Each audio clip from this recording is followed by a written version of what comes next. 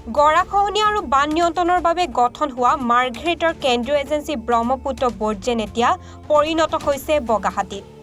এই বিভাগটোৰ দায়িত্বহীনতা দেখিলে চকু কপালত উঠিব আপোনাৰো। জৰাজীৰ্ণ কাৰ্যালয়টোত নাই যে নাই, নামফলক পৰ্যন্ত নাই। কাৰ্যালয়টোৰ এগৰাকী চতুৰ্থ বৰ্গৰ অস্থায়ী কৰ্মচাৰীয়ে জানিবলৈ দিয়া মতে কিছু বছৰ পূৰ্বে কাৰ্যালয়টো চুবুৰীয়া ৰাজ্য অৰুণাচল প্ৰদেশলৈ স্থানান্তৰ কৰা হৈছিল। কিন্তু কেন্দ্ৰীয় চৰকাৰৰ অধীনস্থ কাৰ্যালয়টো অৰুণাচল প্ৰদেশলৈ স্থানান্তৰ কৰাৰ বিষয়ে অৱগত নহয় স্থানীয় লোক। আনকি কাৰ্যালয়টোৰ গাতে লাগি থকা ব্যক্তিসকলেও নেজানে কাৰ্যালয়টো ইয়াৰ পৰা অৰুণাচল প্ৰদেশলৈ স্থানান্তৰ কৰাৰ কথা। বৰ্তমান ইয়াক কাৰ্যালয়ৰ সলনি গুদামঘৰ হিচাপেহে ব্যৱহাৰ কৰি আহিছে কেন্দ্ৰীয় এজেন্সি ব্ৰহ্মপুত্ৰ বোৰ্ডে। কেন্দ্ৰীয় এজেন্সি ব্ৰহ্মপুত্ৰ বোৰ্ডৰ মাৰ্ঘেৰিটাস্থিত এই চৌহদটোত বৰ্তমান এনেদৰে জহি খহি গৈছে বহুকেইখন বাহনকে ধৰি বৃহৎ জেনেৰেটৰ, পানী পাম্প আদি বহু মূল্যৱান ৰাজহুৱা সা সম্পত্তি। স্থানীয় ৰাইজে জানিবলৈ দিয়া অনুসৰি কাৰ্যালয়টো চৌহদত থকা বৃহৎ গছ এজোপা কাটি চৰকাৰী পুঁজি অপব্যয় কৰি কিছু বছৰ পূৰ্বে পানী পাইপ স্থাপন কৰা হৈছিল যদিও পাইপ পুতিয়ে দায়িত্ব সামৰি নিৰ্বিদা লাভ কৰা ঠিকাদাৰে। স্থানীয় সচেতন ব্যক্তি তথা মাৰ্ঘেৰিটা মহাবিদ্যালয়ৰ প্ৰাক্তন প্ৰবক্তা চৌৰাগিৰিয়ে কেন্দ্ৰীয় এজেন্সি ব্ৰহ্মপুত্ৰ বোৰ্ডৰ এনেদৰে ৰাজহুৱা ধনৰ অপব্যয়ত আশ্চৰ্য প্ৰকাশ কৰিছে। এইটোতো চিৰন্তন সত্য। ভালুকহাঙিত বগাহাতীত পৰিণত হৈছে। ব্ৰহ্মপুত্ৰ বোৰ্ড বুলি আমি খালি শুনাহে পাইছোঁ, কিন্তু কামটো আজিলৈকে দেখা নাই। এই ইমানখিনি মাটিৰ কালি এইকেইজন মানুহৰ তেওঁলোকৰ যি ঘৰবিলাক দুৰৱস্থা দেখিলে আপোনাৰ গম পাব যে ব্ৰহ্মপুত্ৰ বোৰ্ডটো কেনেকৈ চলি আছে। কিন্তু টকাটোতো আহে, প্ৰত্যেকেতো দৰমহাটো পায়, ইয়াৰ পৰা ফাণ্ডো আহে। ফাণ্ডবিলাক ক'লৈ যায় সেইটোহে ধৰিব নোৱাৰোঁ খালি। এনেকুৱা দুৰৱস্থাত যদি এই ডিপাৰ্টমেণ্টবিলাক যদি চলি থাকে, তাৰমানে থকাতকৈ নথকাই ভাল। তাতে বন্ধ কৰি দিব লাগে যদি ইয়াত কামেই নাই। তো ব্ৰহ্মপুত্ৰ বোৰ্ডটো কেলৈ আছে? যেনেকৈ আমাৰ অসম চৰকাৰৰ যেনেকৈ ৱাটাৰ ছাপ্লাই, সেইটো কোনো কাম নাই। ড্ৰেইনবিলাক মাটি খালি মানুহবিলাকৰ মাটি হেৰি কৰি খালি ড্ৰেইনবিলাক বনাই দিলে। যেতিয়া পানী লাগে তেতিয়া পানী নাই, নাও বেয়া। এই দুটা ডিপাৰ্টমেণ্টৰ মানে কিছুমান ডিপাৰ্টমেণ্টৰ কোনো কামেই নাই। এইটো চব বগাহাতীত পৰিণত, ভালুকহাঙিৰ নিচিনা আপুনি কোৱাৰ নিচিনা। তো এনেকৈ থাকিলে কেনেকৈ হ'ব? অকল নিজক লৈ ব্যস্ত থাকে। যিমান যি আমি মানুহ পঠিয়াওঁ, ৰাইজৰ প্ৰতিনিধি হিচাপে পঠিয়াওঁ, কিন্তু তেওঁলোকৰতো কাণ হাৰে নাই এইবিলাকৰ প্ৰতি। না আজি জংঘলখন বচাব পাৰিছে, না গছ গছনি বচাব পাৰিছে, না আজি পাহাৰ বচাব পাৰিছে, না আজি এই ডিপাৰ্টমেণ্টবিলাক বচাব পাৰিছে। এনেকৈ হ'লে কিমান দিন আমাৰ উত্তৰ প্ৰজন্মক আমি একেবাৰে শেষ কৰি থৈ যাম নে কি? কমচে কম উত্তৰ প্ৰজন্মৰ কাৰণে এবাৰ হ'লেও চিন্তা কৰক। তেওঁ নিজৰ সন্তানটোৰ কাৰণে চিন্তা কৰক না, বেলেগৰ কাৰণে চিন্তা কৰিব নালাগে। তেওঁলোকে নিজৰ সন্তানটো যে কালিলৈ যে বায়ুৰ অভাৱত যে মৃত্যুবৰণ কৰিব, পানীৰ অভাৱত যে মৃত্যুত চট পঠাই থাকিব, এই কথাটো অকণমান চিন্তা কৰক তেওঁলোকে। বাকীবিলাকৰ কথা চিন্তা কৰিব নালাগে, তেওঁ নিজৰ সন্তানটোৰ কাৰণে চিন্তা কৰকচোন। কোনটো ডিপাৰ্টমেণ্ট ভাল হৈ আছে? শিক্ষাৰ পৰা আদি কৰি একদম এই বোৰ্ডৰ এইবিলাক ডিপাৰ্টমেণ্ট, এইবিলাক গাড়ী একদম ভাল গাড়ী, এইবিলাক এনেকৈ খতম হৈ গৈছে। চৰকাৰৰ ধন মানে এনেকেই অপচয় হৈ গৈছে। চৰকাৰৰ ধন নহয়, সেইবিলাকতো পাব্লিক প্ৰপাৰ্টি হয়, পাব্লিকৰ ধন সেইবিলাক। প্ৰত্যেকজন আজি ভিক্ষাৰীজনো আজি দিছে টেক্স, আজি ধনীজনো টেক্স দিছে, ভিক্ষাৰীজনেও টেক্স দিছে। তেতিয়া সেই টেক্সৰ পইচাবিলাক যদি ভাল যদি সৎ ব্যৱহাৰ কৰিলেহেঁতেন, নিশ্চয় আজি অসমখন আগবাঢ়ি গ'লহেঁতেন।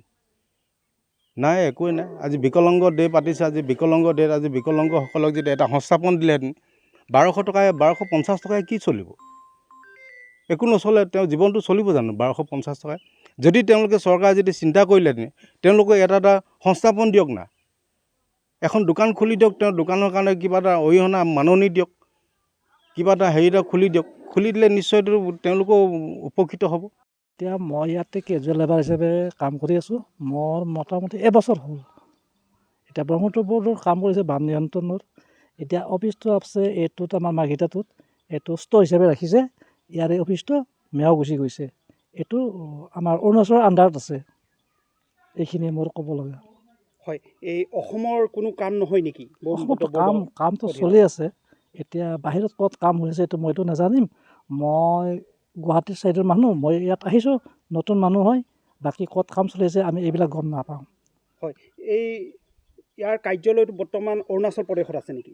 মূল কাৰ্যালয় মোৰ কাৰ্যালয় তাত আছে কাৰণ তেওঁলোকৰ আণ্ডাৰতে এইটো অফিচ বনাইছিল এইটো অৰুণাচলৰ আণ্ডাৰত বনাইছিল ইয়াতে ষ্ট'ৰ কৰিছিল এইখিনিয়ে আৰু হয় দাদা আমি ইয়াত দেখিবলৈ পাইছোঁ কেইবাখনো গাড়ী জহি খহি গৈছে কোৱাটাৰসমূহ জহি খহি গৈছে কি ক'ব গাড়ীবিলাকতো এইবিলাক ইয়াৰে নহয় এই ৰয়িঙৰ পৰা আনিছে আনি ইয়াত ষ্ট'ৰ বনাইছে ইয়াত ৰাখিছে ইয়াত ষ্ট'ৰ গুদাম আছে মই ব্ৰহ্মপুত্ৰ ব'ৰ্ড অফিচ এতিয়াতো ব্ৰহ্মপুত্ৰ আৰু গংগা নদীৰ লগাই ব'ৰ্ড ইয়াত হৈছে বুলি আমি গম পাওঁ আৰু মোৰ ঘৰ ইয়াৰ কাষতে মই 2004 পৰা স্থায়ীকৈ ইয়াত আছোঁ কিন্তু মই দেখিছোঁ ইয়াৰ ঘৰ আছে এইটো চেণ্ট্ৰেল গভৰ্ণমেণ্টৰ কিন্তু আপোনালোকে দেখিছে গাড়ীবিলাক তেনেকৈ পৰি আছে আৰু ঘৰবিলাকো জৰাজীৰ্ণ হৈ আছে আৰু ইয়াত মানুহ আহে ইয়াতে মানুহ আছে কাম কৰা আৰু ইমান ডাঙৰ এটা মানে মাটিকালি মানে জংঘল বনেৰে ঢাকি আছে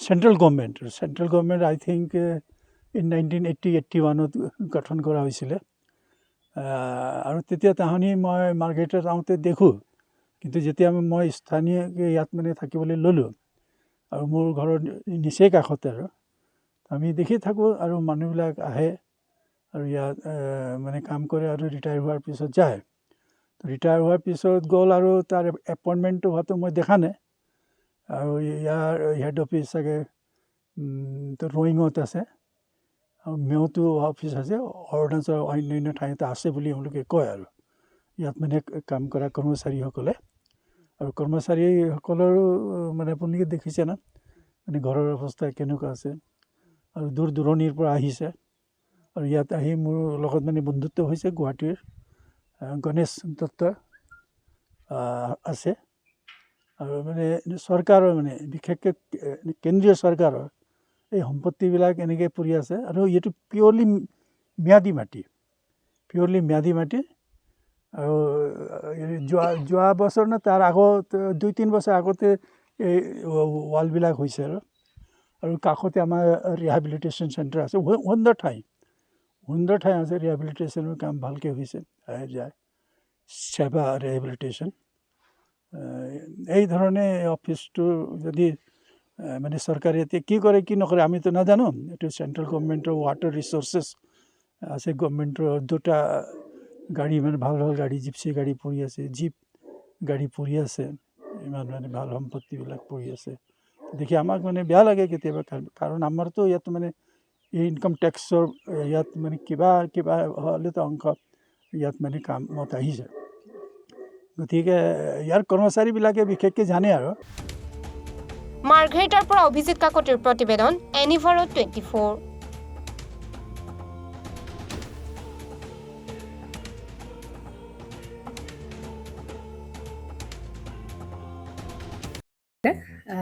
জুবিন গাৰ্গৰ গীতসমূহৰ ওপৰত আধাৰিত গানে কি আনে নামৰ এটা সুন্দৰ অনুষ্ঠান আপোনালোকৰ ওচৰলৈ আহি আছে অতি শীঘ্ৰে অহা 15 আগষ্টৰ পৰা ধেমাজিৰ পৰা প্ৰথম অডিশ্যন আৰম্ভ হ'ব আৰু সেই অডিশ্যনৰ যোগেদি বিভিন্ন কণ্ঠশিল্পীসকলে যিসকলে এই অনুষ্ঠানত যোগদান কৰিব বিচাৰে তেওঁলোকে এই অডিশ্যনৰ যোগেদি আগবাঢ়ি আহক আৰু জুবিন গাৰ্গৰ বহুত ভাল লগা গান আমি সদায় শুনি আহোঁ আৰু আপোনালোকৰ যদি ভাল লগা গান থাকে জুবিন গাৰ্গৰ আপোনালোকে গাই ভাল পায় তেন্তে অডিশ্যনত যোগদান কৰক মোৰ ফালৰ পৰা আন্তৰিক শুভকামনা থাকিল এই সম্পূৰ্ণ অনুষ্ঠানটোলৈ ধন্যবাদ